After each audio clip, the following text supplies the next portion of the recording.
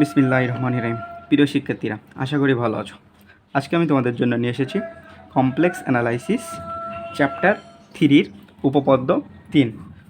খুবই গুরুত্বপূর্ণ একটা উপপাদ্য 3। তো দেখো, উপপাদ্য 3টা কয়েকভাবে আসতে পারে। এক হলো কচির উপপাদ্য, অথবা কচির মৌলিক উপপাদ্য, অথবা কচির সমাকলন উপপাদ্য। এই তিনভাবে বলতে পারে, অথবা আরও একভাবে বলতে পারে। মোট চারভাবে এই জিনিসটা বলতে পারে। একটি এলাকা আর এর ভিতর এবং ইহার বদ্ধসীমা সি এর ওপর যদি একটি ফাংশন এফ অফ জেড আর এর ভিতর সকল বিন্দুতে এবং সি এর ওপর অবিচ্ছিন্ন অন্তরজ এফ প্রাইম অফ জেড সহ বস্তুলেশিক হয়, তবে দেখাও যে লাইন ইন্টিগ্রাল বা close contour F of Z DZ সমান 0।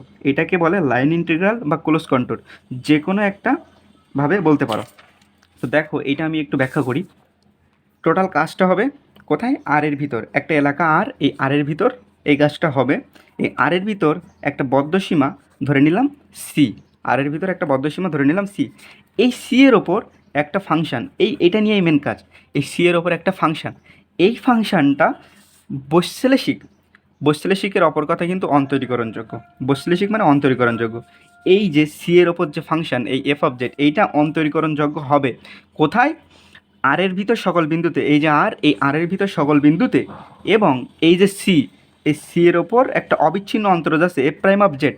এই দুইটাই, এই এফ অফ জেড যদি অন্তরীকরণযোগ্য বা বৈশ্লেষিক হয়, তবে আমরা লিখতে পারি line integral F of Z DZ সমান 0। আরও একবার আমি বলি, টোটাল কাজটা হচ্ছে আর এর ভিতরে একটা জিনিস হলো বদ্ধসীমা সি।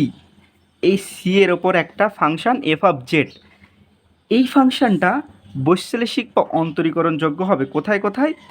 আর এর ভিতর সকল বিন্দুতে, এবং এই যে সি এর ওপর একটা অবিচ্ছিন্ন অন্তরজ আছে এফ প্রাইম অফ জেড, এইটাই, এই দুইটাই অন্তরীকরণযোগ্য হবে। তাহলে এইটা সমান এই যে ক্লোজড কন্টুর বা line integral F of Z DZ সমান 0। এবার দেখো প্রমাণটা দেখো। এটা অনেক সালে আসছে। এই যে নতুন সিলেবাসে 13 সাল থেকে 13, 15, 16, 18 এই 4টা সালে আসছে। তো দেখো প্রমাণ দেখো। ধরি জেড সমান এক্স প্লাস আই হয়, একটা জটিল বিন্দু জেড সমান এক্স প্লাস আই, এটা আমরা ধরলাম। এবার এটাকে একবার এক্সের সাপেক্ষে অন্তরীকরণ করব এবং একবার ওয়াই সাপেক্ষে অন্তরীকরণ করব। প্রথম দেখো, এই জেডকে এক্সের সাপেক্ষে অন্তরীকরণ করলে কী হয়? D z by d x. এবার এক্স প্লাস আই ওয়াই, এইটা ওয়াই, এটা তো ধ্রুবক, এর এখানে তো এক্স নাই, তাহলে এটা কি টোটাল 0 হয়ে যাচ্ছে।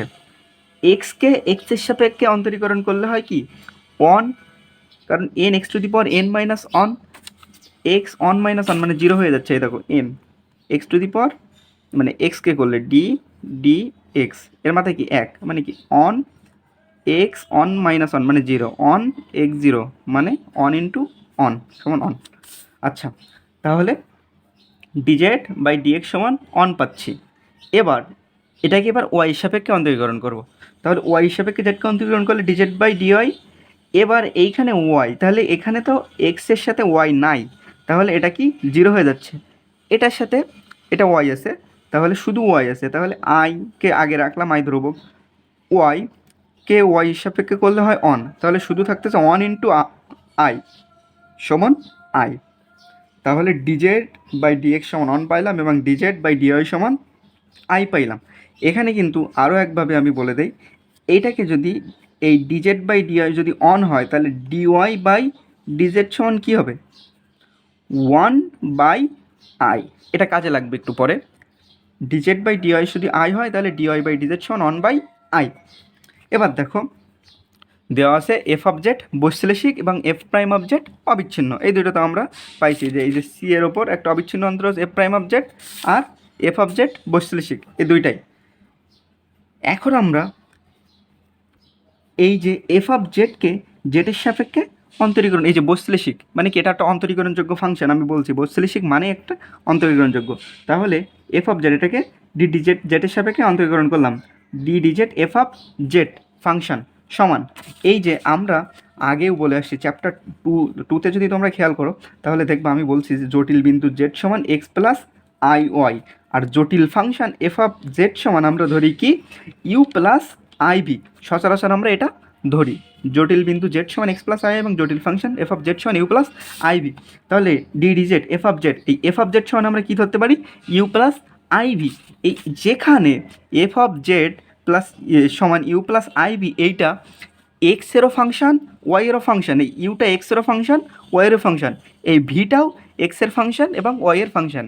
এই যে এফ অফ জেড সমান ইউ প্লাস আইভি ধরলাম, এই ইউটার ভিতরে এক্স ওয়াই আছে, এই ভিটার ভিতরেও এক্স ওয়াই আসে। এবার আমরা একটা কাজ করব, সেটা হলো চেইন রুল। চেইন রুল করব আমরা এই যে এই জায়গাটার উপর আমরা চেইন রুল অ্যাপ্লাই করব। যেহেতু আমরা জানছি যে ইউ এর ভিতরে এক্স আই আছে এবং ভি এর ভিতরে এক্স আই আছে, সুতরাং আমাদের চেইন রুল অ্যাপ্লাই করতেই হবে এখন।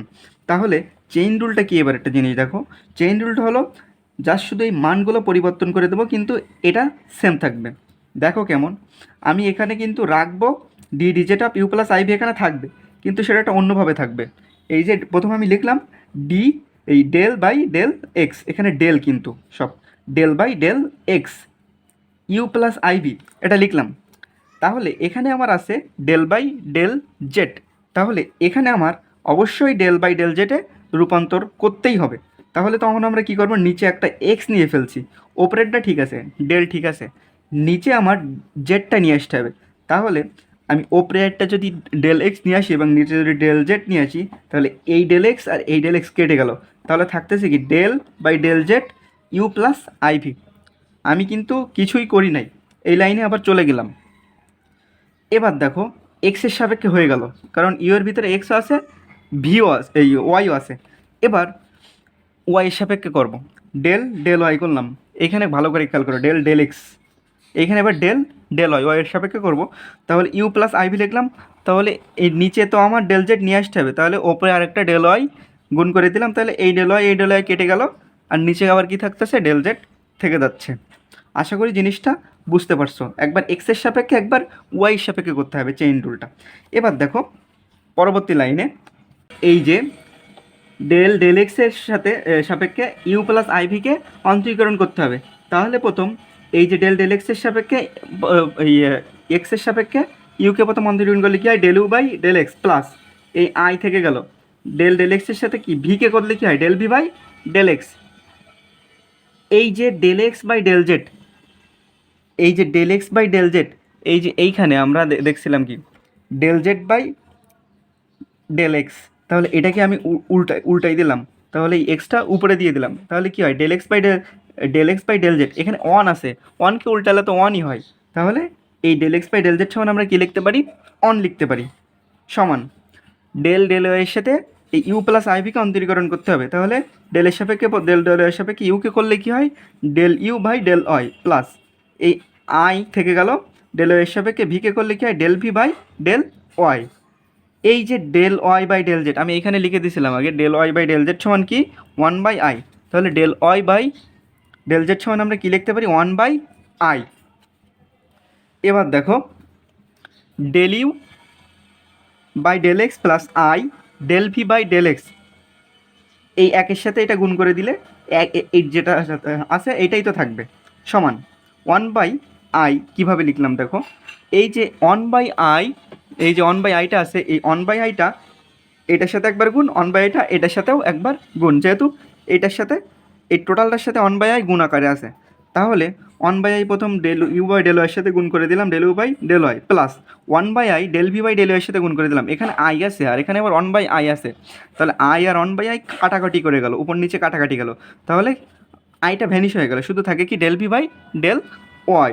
এবার দেখো এই বাম সাইডের এই পর্যন্ত রেখে দিলাম, নিচে আই আমাদের রাখা যাবে না, তো নিচে আই যখন রাখা যাবে না তখন আমাদের কি করতে হবে দেখো, নিচে আইটাকে ভ্যানিশ করতে হবে, নিচের আইটা হয় উপরে আনতে হবে আর নাতে ভ্যানিশ করে দিতে হবে। তাহলে ওয়ান বাই আই এরকম আছে, তাহলে উপর নিচে আমি আই গুণ করে দিলাম, তাহলে উপরে একটা আই নিচে একটা আই গুণ করে দিলাম, তাহলে উপরে থাকতেছে শুধু আই, নিচে আই আর আই গুণ করলে আই স্কোয়ার, তাহলে উপরে থাকতেছে আই আর আই স্কোয়ারের মান কত মাইনাস অন, তাহলে এখানে চলে আসতেছে কত মানটা মাইনাস অন, যেহেতু এই অনের আগে মাইনাস আছে তাহলে মাইনাস অন চলে আসতেছে, ওয়ান বাই আই এর পরিবর্তে আমি পাচ্ছি কি মাইনাস আই।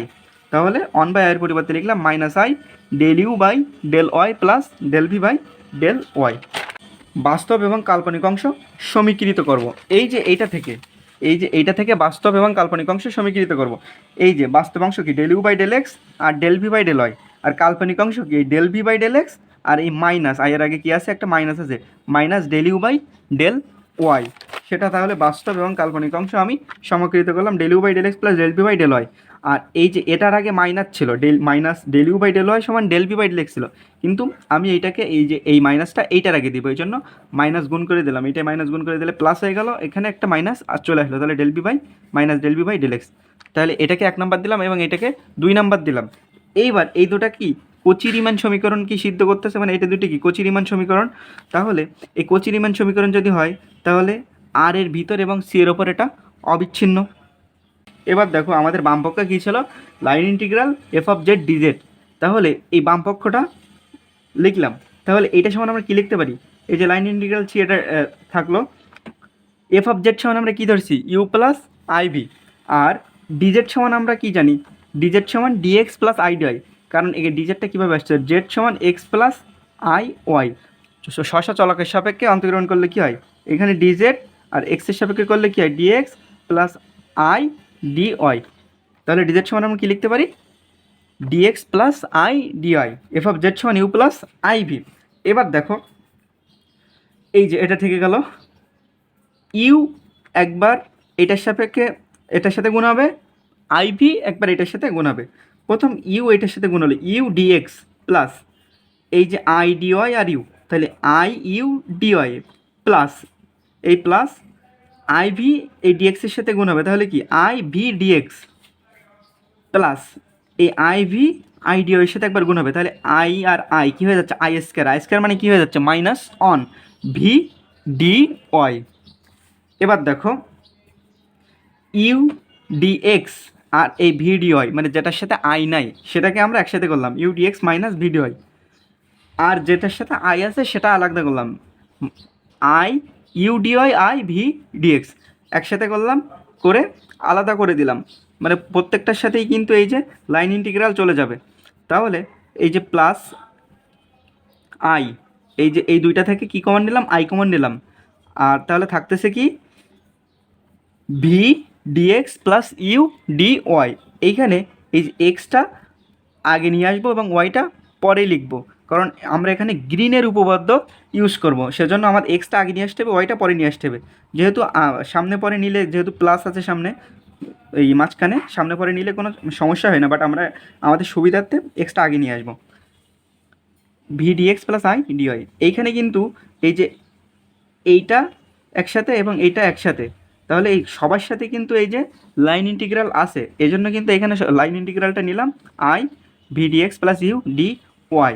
এবার দেখো গ্রিনের উপপাদ্যটা আমরা একটু দেখি, গ্রিনের উপপাদ্যটায় কী দেওয়া আছে, line integral p d x plus q d y সমান এই যে আর ডাবল ইন্টিগ্রাল আর এই যে এক্স ডেল ডেল এক্স যখন নিছে তখন এইটা ফাংশনটা নিছে কিউ এর, তাহলে আমি যখন এক্স নিব তখন ফাংশনটা নিব ওয়াই এর সাথে যেটা আছে সেইটা del x q minus del y সূত্রের মাইনাস ডেল ওয়াই। ফাংশনটা ওয়াই যখন নিব তখন সেটা কে থেকে নিব এই যে এক্সের সাথে যেটা আছে সেইটাকে নিব ডেল ওয়াই ওপরে কি পি, এটা ব্র্যাকেট দিলাম del x by d x d y, এটা কিন্তু ডেল আর এটা কিন্তু ডি। তাহলে আরও একবার বলি, যখন ডেল এক্স নিব আগে দুইটা ইন্টিগ্রাল নিলাম, নিচে দিলাম কি আর ডেল এক্স নিলাম, তখন নেব এক্স যখন থাকবে তখন এই ওয়াইয়ের সাথে যেটা আছে এটা নিব মাইনাস ওয়াই যখন নিব তখন এক্সের সাথে যেটা আছে সেটা নিব পি। এবার দেখো তাহলে আমরা এইখানে গ্রিনের উপপাদ্যটা অ্যাপ্লাই করব। আমরা প্রথমে নিব ডেল এক্স যখন নিব তখন আমরা নিব কি ওয়াইয়ের সাথে যেটা আছে ওয়াইয়ের সাথে কী আছে এখানে কিন্তু ভি, কারণ এই সূত্রে কিন্তু প্লাস আছে, তাহলে এখানে আমি যদি প্লাস দেই তাহলে ভি এই মাইনাসটা এই শুধু ভি এর সাথে কিন্তু চলে আসতেছে।